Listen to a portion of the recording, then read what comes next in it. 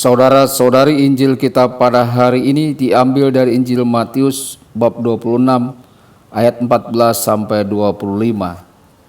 Kemudian pergilah seorang dari ke-12 murid itu yang bernama Yudas Iskariot kepada imam-imam kepala.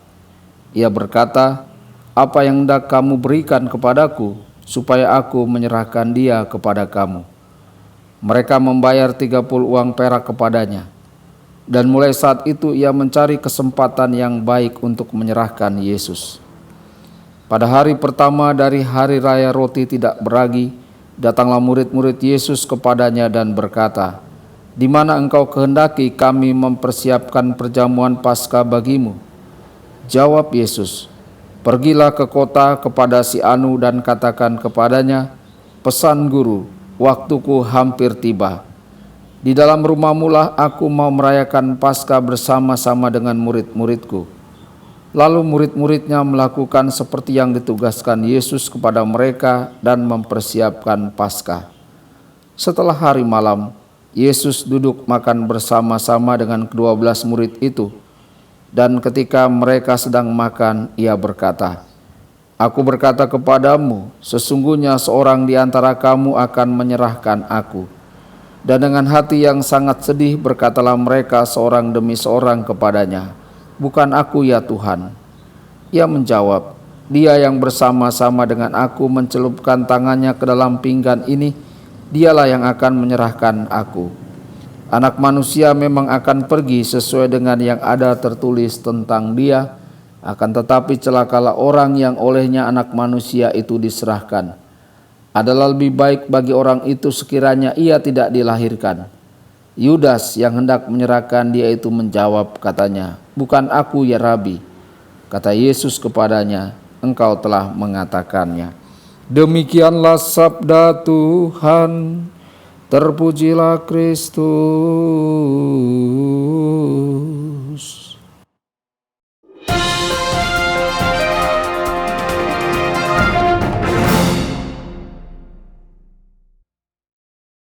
Saudara dan saudari terkasih dimanapun Anda berada, jumpa lagi dengan saya Romo Tedens dalam saluran Warta Kabar Sukacita.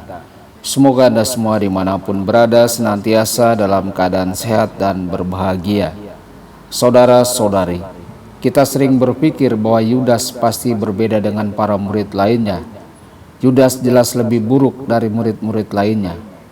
Jika itu benar, semua orang akan mencurigainya ketika Yesus berkata, "Salah satu dari kalian akan mengkhianatiku." Mereka akan berpikir, pasti itu Yudas. Dia selalu buruk, dia mampu mengkhianati Yesus. Saudara-saudari, saya tidak tahu mengapa Yesus memilihnya. Sebaliknya, Yudas tidak terlihat lebih buruk dari mereka. Jika dia melakukannya, mereka akan segera mencurigainya. Kita masing-masing juga bisa menjadi seorang Yudas sedikit demi sedikit. Pertama dengan melepaskan prinsip kita pada hal-hal yang lebih kecil dan kemudian pada hal-hal yang lebih penting. Dalam kehidupan Kristiani selalu perlu ada ketegangan yang sehat untuk maju dan berjaga-jaga. Orang yang dapat dipercaya dalam hal-hal kecil dapat dipercaya juga dalam hal-hal yang lebih besar. Saudara-saudari terkasih, semua murid bertanya, "Apakah aku ini?" Mengapa? Apakah ada keinginan yang meluas untuk mengkhianatinya yang hampir tidak bisa mereka kendalikan? Tidak, tapi mereka berada dalam situasi yang sangat berbahaya. Orang-orang Farisi telah memutuskan untuk membunuh Yesus. Para murid tahu itu sebabnya seluruh rombongan pergi untuk tinggal di Yeriko untuk sementara waktu. Yerusalem terlalu berbahaya. Mereka dapat membayangkan diri mereka sendiri mengikuti Yesus ke bait suci keesokan harinya, diasingkan di antara kerumunan orang dan kemudian terancam nyawanya untuk memberikan informasi tentang di mana Yesus dapat ditemukan pada malam hari. Mereka bertanya-tanya apa yang akan mereka katakan. Saudara-saudari, dengan mempertaruhkan nyawa, apakah kita akan mengkhianati Yesus? Inilah mengapa mereka bertanya, "Apakah aku?" Apakah kita pernah mempertimbangkan menjual Yesus untuk sesuatu atau orang lain? Saudara-saudari terkasih, Yudas memiliki semua yang ia butuhkan untuk menjadi seorang rasul yang hebat. Dia memiliki hati yang murah hati. Itulah sebabnya Yesus memilihnya. Tuhan tidak pernah menakdirkan seseorang untuk gagal.